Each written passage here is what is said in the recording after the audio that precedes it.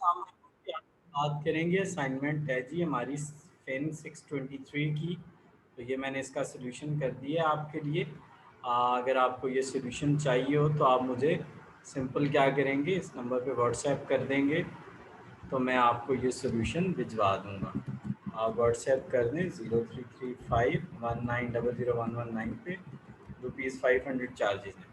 अच्छा जी, बात सुने। अब आपको पता है कि ये टैक्सेबल होती है, ये भी टैक्सेबल है, ये भी है। जो अकामोडेशन अलाउंस, आप इसके बारे में जाके देख लीजिएगा। 45% आप बेसिक सैलरी लेने हैं या एनुअल रेंट लेने हैं, इन दोनों में से जो हायर होगा वो टैक्सेबल होगा। यूटिलिटी अलाउंस टैक्सेबल होते हैं और मेडिकल अलाउंस में याद रखिएगा ये मंथली है, इसको एनुअल में कन्वर्ट करके और बेसिक सैलरी जो कि एनुअल होनी चाहिए उसका 10% लेके माइनस कर दें।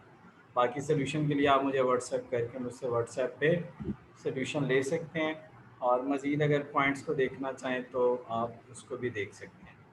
आपका बहुत शुक्रिया जी, थैंक यू वेरी मच। ये नंबर है और मज़ीद